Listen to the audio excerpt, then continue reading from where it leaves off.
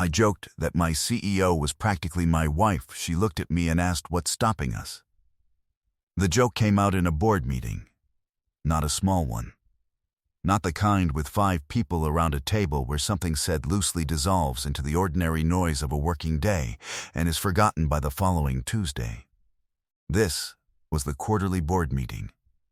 43 people. External directors and executive team, and legal and investor relations. All of them in a glass-walled conference room on the 14th floor, with a view of a city that was currently raining in, that committed, all day, not going anywhere way that makes everyone inside a warm building feel a little more enclosed than usual. 43 people, and I was at the front of the room, and I had just completed an 11-minute presentation of a cost reduction analysis that I had spent 3 weeks building, and that I was, in the private way you are allowed to be privately satisfied with work you did well, reasonably proud of. When the presentation ended, Alina stood from the head of the table. This is what she did when she intended to speak to the room as a whole rather than ask a single question. She stood, which settled the room. And then she spoke. She said the analysis was strong. She said the projections were clean and the implementation path was realistic. She said she believed the board should move forward with the recommendation. Then she added, looking at me with the specific quality of attention she gave to things she actually meant rather than things she was managing, "This is exactly the kind of work that makes my job easier." The room was quiet in the way rooms are quiet when a CEO has just finished speaking and everyone is deciding what comes next. And I said, without planning it, without a half-second of advance warning from the supervisory part of my brain that should have been paying attention, "What can I say? We practically run this company like we're married." The quality of the silence that followed was different from the silence before it. I am a person whose professional discipline is normally very good.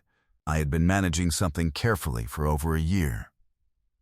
I had not said anything in any meeting that broke the frame.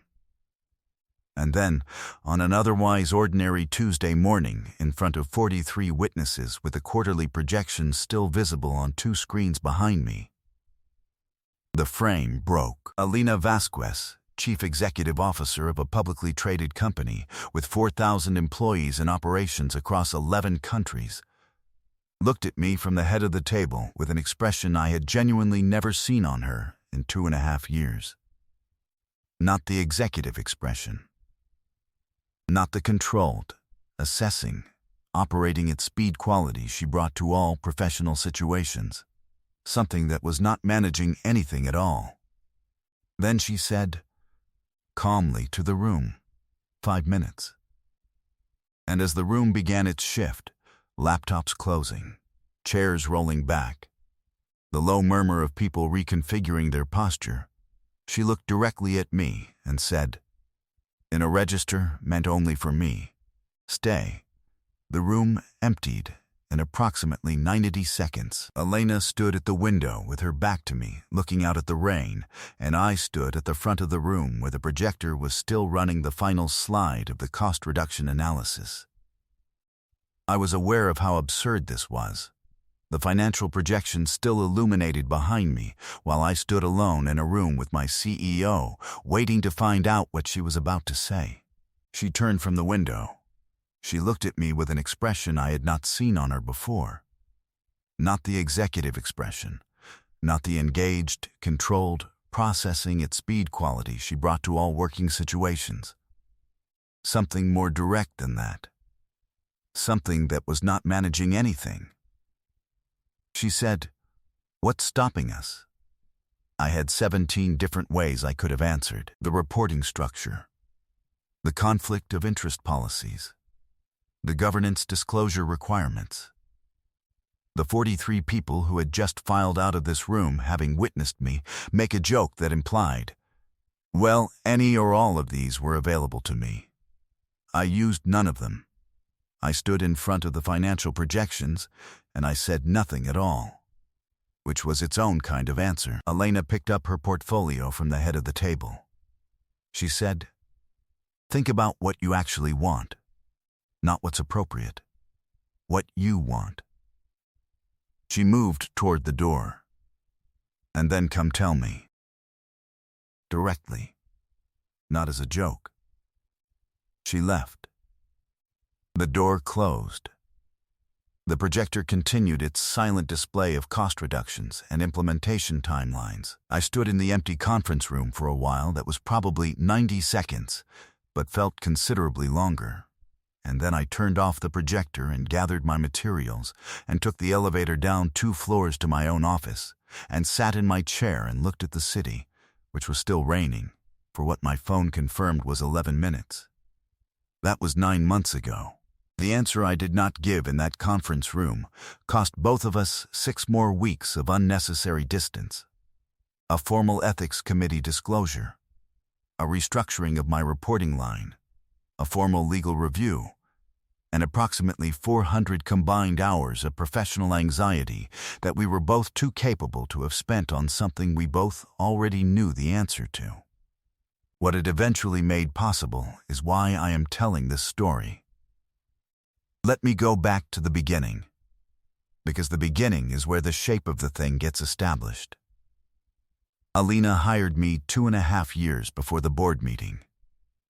I was a VP of finance at a mid-size firm that was performing adequately in a medium-stakes environment, and a recruiter reached out about a CFO role at a company I had heard of peripherally. Fast growth, serious institutional backing, the kind of organization where the next 5 years were going to be decisive in one direction or another. I said I was listening, which I said to perhaps 2 or 3 opportunities a year without intending it to go further. This one went further. I went through the interview process in 4 rounds. The first 3 were with members of the executive team and the board's audit committee, and they were rigorous in the standard ways: technical depth, strategic orientation, past decisions under pressure, the specific failures I had learned from and how. The 4th round was Elena. 90 minutes, just the 2 of us, in a conference room that was not the one where the board meeting would eventually take place, and she asked me almost nothing about finance. She asked how I handled situations where the analysis was clear, but the right answer was not. She asked what I did when I knew something was wrong in an organization, but the person who needed to know it did not want to hear it. She asked what I had been wrong about that had cost me the most, and she listened to the full answer without offering the comfortable response people usually offer after you finish describing a significant professional failure. I found out later she ran this format with every final candidate. I found out considerably later from her that the specific quality she was testing for was whether a person's instinct under pressure was to conceal or to clarify, to smooth over the hard thing or to surface it. She said she had seen too many organizations fail, not because the problems were hidden from the people responsible for knowing about them, but because the organizational culture punished the person who said the thing first. She was building the opposite kind of culture, and she needed the CFO to be a person who would tell her something was wrong before it was catastrophic, not after. She said she could train competence. She could not train honesty. I got the job. I moved cities, which was not a small thing. I had been in the previous city for 6 years and had the kind of life there that requires more than a standard number of boxes to dismantle. But the opportunity was the right opportunity, and Elena was, I had determined in that 90-minute meeting, exactly the kind of leader I had been trying to find a way to work for. I moved. The first 3 months were the organizational learning phase. Elena and I had a weekly standing meeting that in the first month was appropriately professional and somewhat formal, and in the 3rd month had become the most productive conversation of my working week. She thought in systems, genuinely, not as a management affectation. She had the particular quality of intelligence that does not present itself loudly but becomes visible over time. The kind where you keep discovering that she had already seen the thing you just figured out. and had seen it 3 steps back, and had been waiting to see whether you would get there. Working closely with her was, professionally, the most valuable experience of my career to that point. She made me better at the job by raising what the job was expected to be. For the first year, none of this was complicated. She was my CEO. I was her CFO. The professional relationship was excellent, which meant the professional relationship was the whole relationship, and that was appropriate and correct, and I thought nothing more about it. The job itself was consuming in the best way. The company was at an inflection point, growing fast, needing capital, making decisions that would determine whether the next 5 years looked like the story we were telling investors, or something considerably messier. Alina ran it with a clarity I found, early on, genuinely unusual. Most leadership at that level is a performance of certainty overlaid on significant private doubt. I had worked for enough executives to understand the shape of it. Alina was different. She was uncertain out loud when she was uncertain, which created a culture where the people around her were also permitted to be uncertain out loud, which meant problems surfaced early instead of late. This sounds simple. It is not simple. It is one of the rarest organizational qualities there is, and it begins and ends with whoever is at the top. In the first year, I learned the organization. In the second year, I understood it. The distinction is meaningful. Learning is about acquiring the map. Understanding is about knowing which parts of the map are wrong. By month 14, I knew which numbers in which departments were being managed rather than reported, meaning I knew where the real problems were before they showed up in a quarterly report. Alina noticed this. She started using our weekly meeting differently, less status update and more thinking out loud, and I matched the register, and the meetings became, without either of us deciding this formally, the best professional conversation of my week. Then the complication arrived. The way these things arrive, not as an event, but as an accumulation. A Friday afternoon in the second year when we were working late on a Series D financing round. The building mostly empty. The kind of atmosphere that happens when everyone except 2 people has gone home and the work is real and unperformed. And she said something that made me laugh harder than I expected to, and I noticed the laugh before I had finished processing what had caused it. A Tuesday morning when I disagreed with her in the executive team meeting on a budget reallocation, openly, in front of the full team, on a point I was certain about, and she pushed back, and I held the position with the evidence, and she looked at me at the end of it and said, simply, "Good," and moved on to the next agenda item. The way she said good had more inside it than the word usually carries.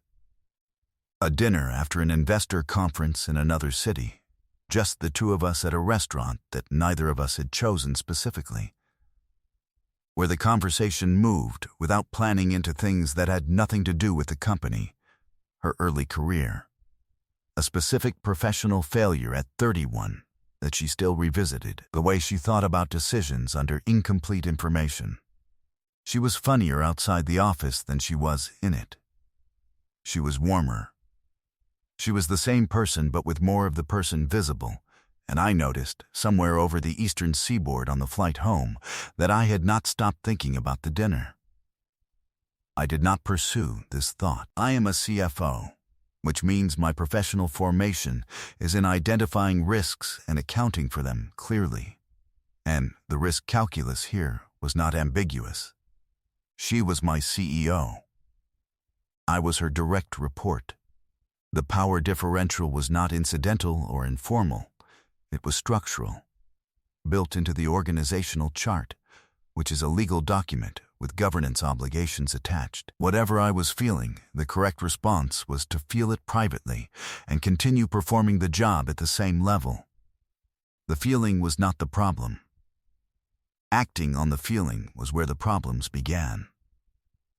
So I got on with the job. For the next 12 months, I managed the complication the way I managed balance sheets.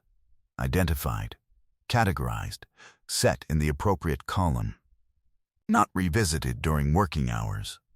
I was good at this. Years of high-stakes finance work required the ability to hold consequential things steadily, without letting them contaminate the quality of the judgment, and I applied that skill here with the same discipline I applied to anything material. The feeling was present. The feeling was contained. The job remained excellent. Nothing was visibly at risk. What I had not let myself look at directly was whether the containment was actually costing something that I could not see from inside it. What I also did not know, the part Alina told me later, in the Thursday office meeting, when the full picture came into view, was that she had been seeing it for a considerable portion of those 12 months. She had noticed the shift in the quality of the working relationship and had made a deliberate decision not to name it.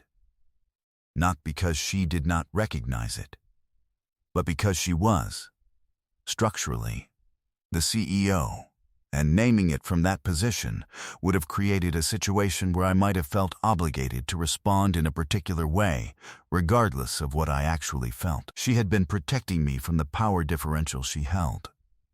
She had been waiting, without pressure, for me to say the thing first, so that whatever was said could be unambiguously mine and not in any way a response to the organizational environment. This information, when I received it, required some time to sit with. It meant that the year I had spent managing something carefully, in the belief that no one could see it, had in fact been observable to the one person it most needed to be unobservable to. It meant that my elaborate managed distance had been transparent at the top, and that she had been making accommodations for my transparency for a year without saying anything. It meant that we had both, independently, been protecting each other from a conversation that neither of us was willing to begin. Two people in the same room managing the same thing in opposite directions for the same reason. Two people, both capable, both clear-eyed about most things, both deploying their respective strengths in the service of not having a conversation that both of them needed to have. I have thought about this often in the months since, because I find it both specific to our situation and not specific at all. The structural complications were real, and the professional caution was appropriate, and I am not saying the management was wrong. I am saying that there is a point at which management stops protecting anything and starts simply costing. We had both reached that point at approximately the same time, from opposite sides of the same wall. The board meeting cracked the wall. When she said the board meeting was the first time you said it without having designed it, I understood what she meant precisely. Every other moment, every careful redirect, every managed warmth, every joke that landed adjacent to the thing without being the thing itself, had the management visible on top of it. She had been waiting, with the specific patience of someone who already knows the answer and is allowing the other person to find their way to it, for the one that didn't. For the next 12 months, I managed the complication the way I managed balance sheets, identified, categorized, set aside in the appropriate column, not revisited during working hours. I was good at this. I had a lot of practice at compartmentalization from years of high-stakes finance work, which requires the ability to hold very consequential things very steadily, and I applied that skill here with the same efficiency I applied it professionally. The feeling was there. The feeling was managed. The job was excellent. Nothing was at risk. What I did not know, what I had not let myself look at directly, was that Alina had noticed. She told me this months later, with the specific clarity she brought to everything she said.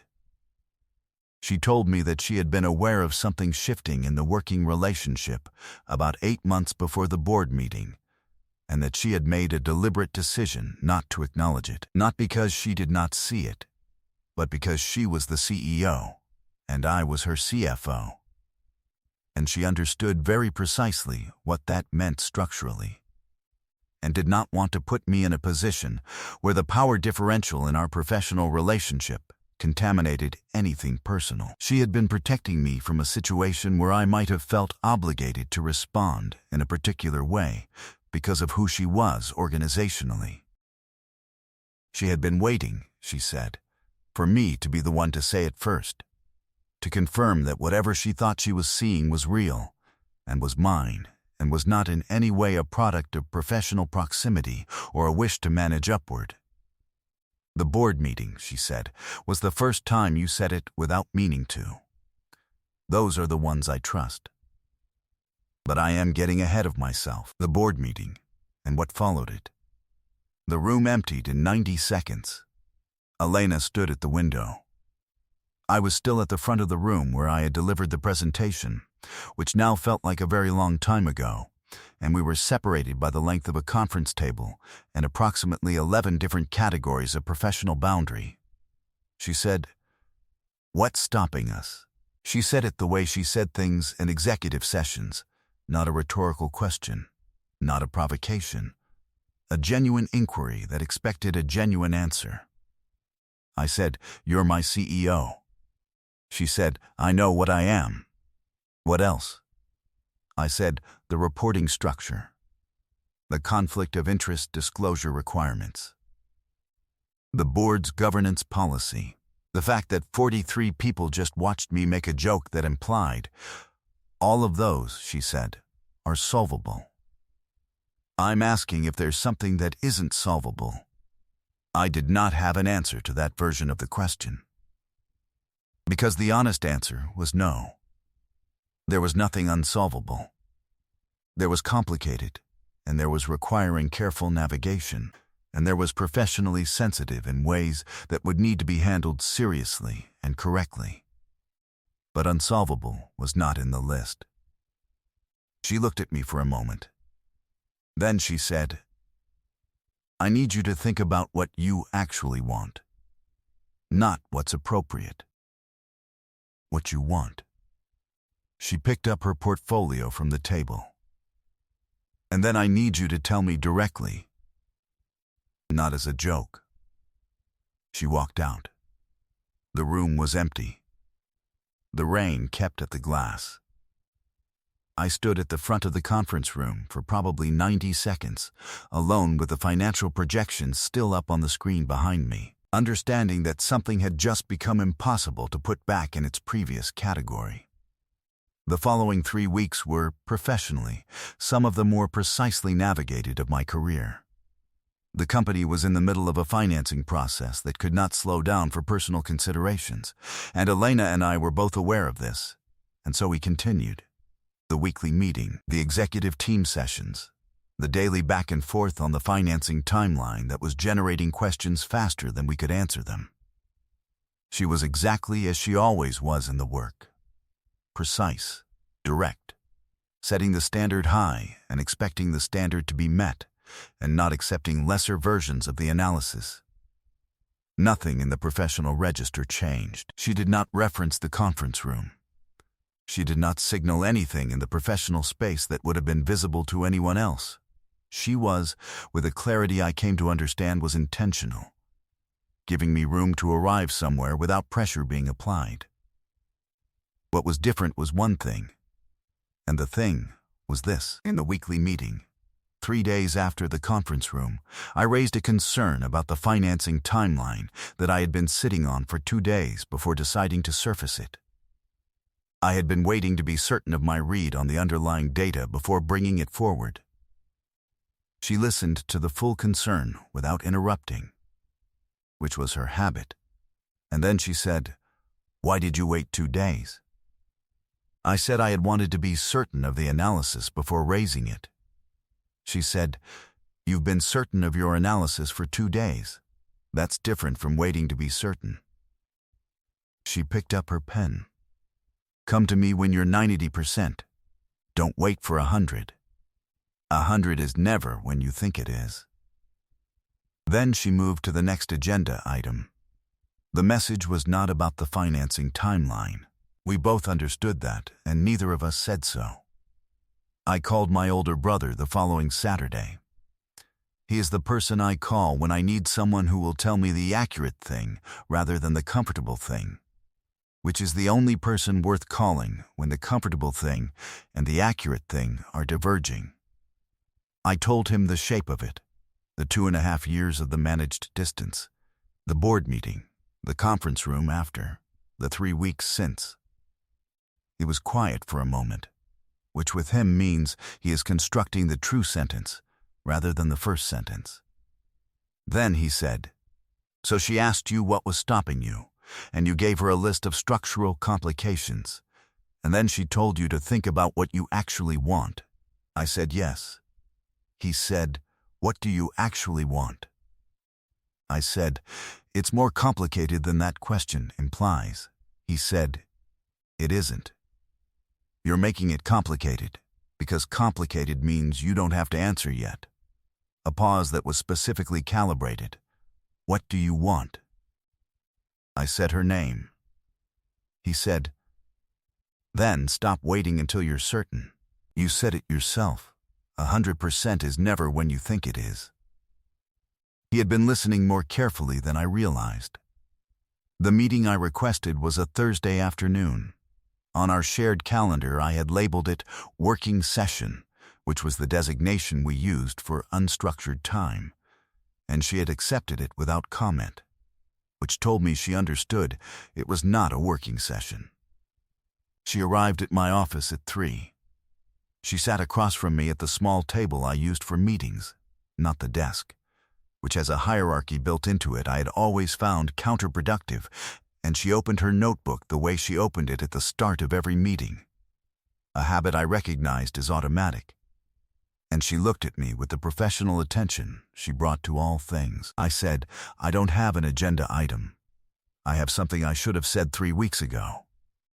She closed the notebook. I said it without constructing it first, which was the only way I trusted myself to say it accurately. I said that I had been aware of what I felt for a considerable period, longer than I had been honest with myself about, and that I had spent that period categorizing it as a risk to be managed rather than a fact to be addressed, and that I understood the structural complications completely and was not dismissing any of them, and that none of those complications changed what was true, and that what was true was that she was the most capable and genuine person I had worked closely with in my professional life, and that what I felt for her was not professional respect. Or not only that, and that I had been managing it alone for over a year, and I was not willing to manage it alone anymore. She was very still while I said all of it. She did not look away. She did not redirect. When I finished, she said, "That took 3 weeks." I said, "I wanted to be certain." She was quiet for a moment. Then she said, 90%. Remember? And for the first time since I had known her in any context, professional or otherwise, she smiled in the way people smile when they are not managing anything at all, openly, without the curation that leadership requires most of the time. Just the expression without the layer on top of it. It was, I registered, the same smile she had in the restaurant in the other city. The same person, but with more of the person visible. She said, "I want to tell you something. I have been aware of something for longer than you would be comfortable knowing. I made a decision not to name it because I am the CEO of this organization and you report to me, and I was not willing to put you in a position where that structural reality contaminated something personal. I was waiting for you to say it first. Not because I needed the sequence. Because I needed to know it was unambiguously yours." She paused. "The board meeting was the first time you said it without having designed it. I told you, those are the ones I trust." That was the beginning of what had to be, in candor, one of the more procedurally intensive romantic situations either of us had navigated.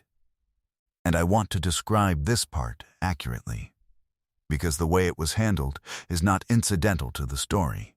It is part of what the story is about. Alina had called a brief meeting with me the morning after our Thursday conversation.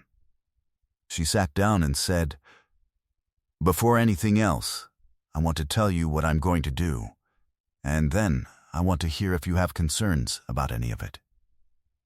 She had already drafted a disclosure memo to the board's ethics committee. She had already outlined a restructuring of the CFO reporting line so that I would report operationally to the board's audit committee rather than directly to her, which preserved the function while removing the most structurally direct element of the power differential. She had already contacted outside counsel to advise both of us independently on what obligations applied, specifically so that neither of us was receiving guidance from internal legal, which had its own reporting relationships that could create complications. She was presenting this to me, she said, not to ask permission, but to make sure I understood what she was doing and why. She said, "I am the CEO. The power differential in this organization runs through me. That means the obligation to handle this correctly runs through me first. You should not be the one navigating the institutional risk of a situation I have more power in."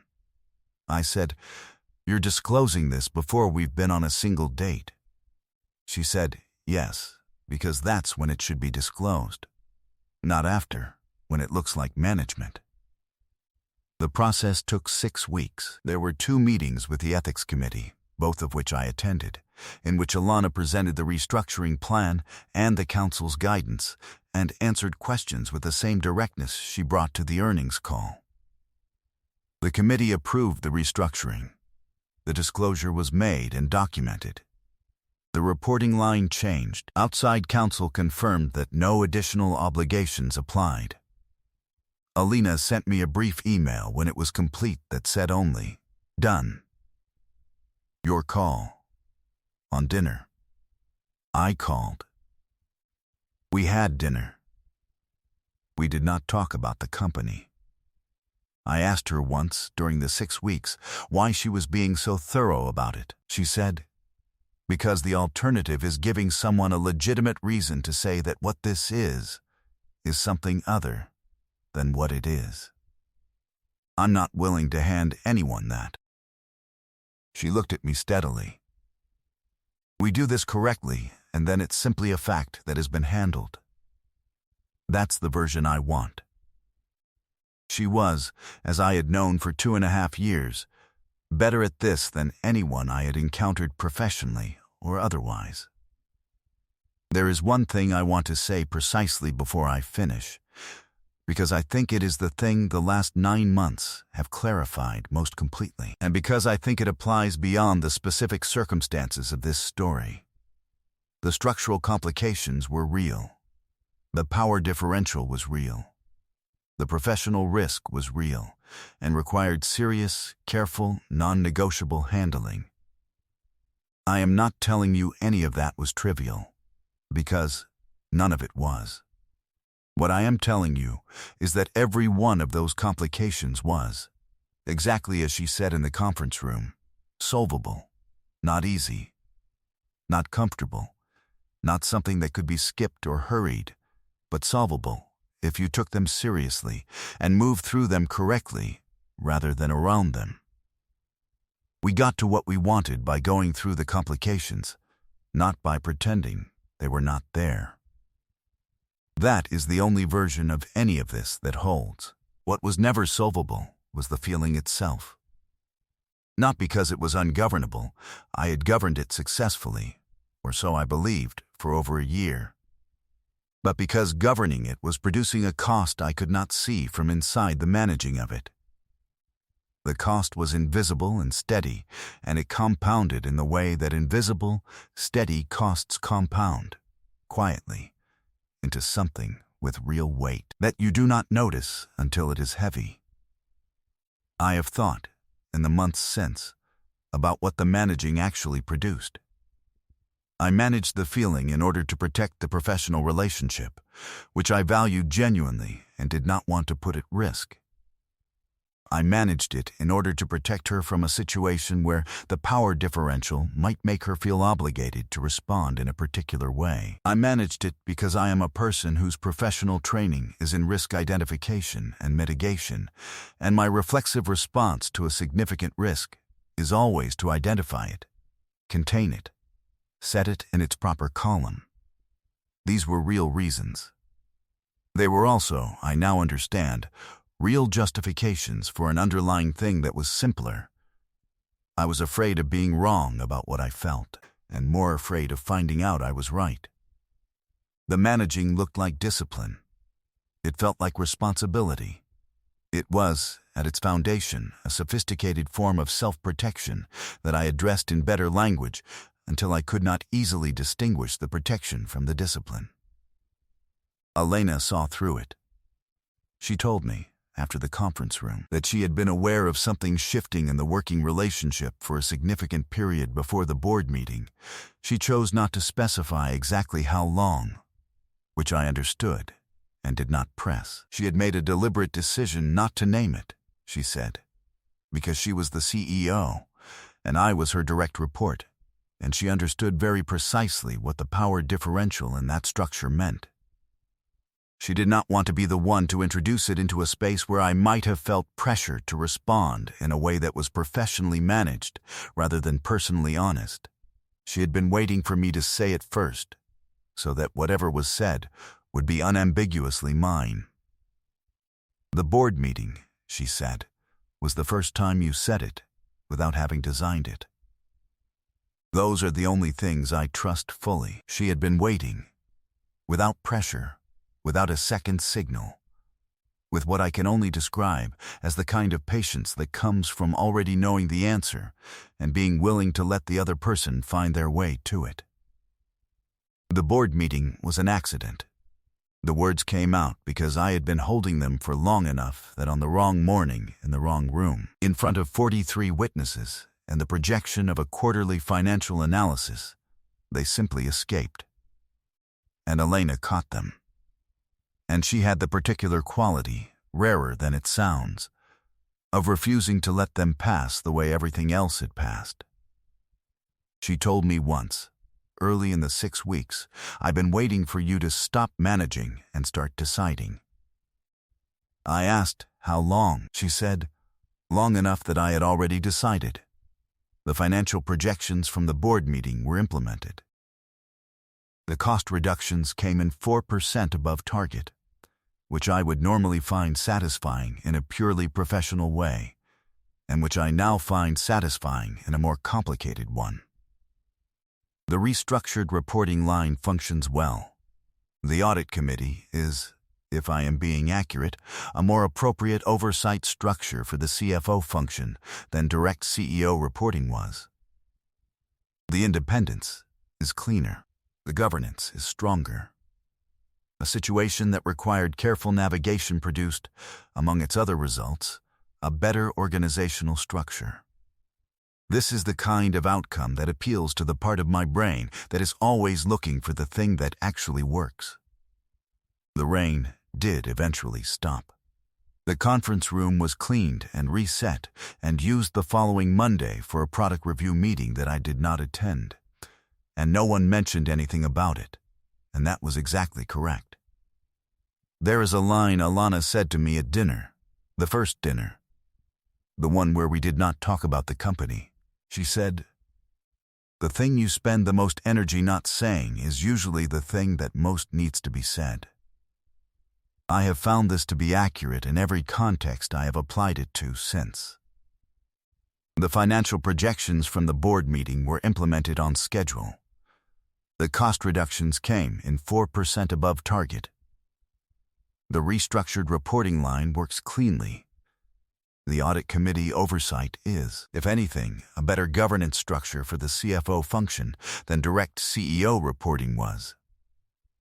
A situation that required careful navigation produced, among its other consequences, a more robust organization. I find this appropriate. Some of the best structural improvements come from being forced to look at something honestly. Have you ever realized that what you were telling yourself was discipline was actually something closer to fear, and that the person you were being so carefully disciplined about had already seen it clearly, long before you were ready to say it.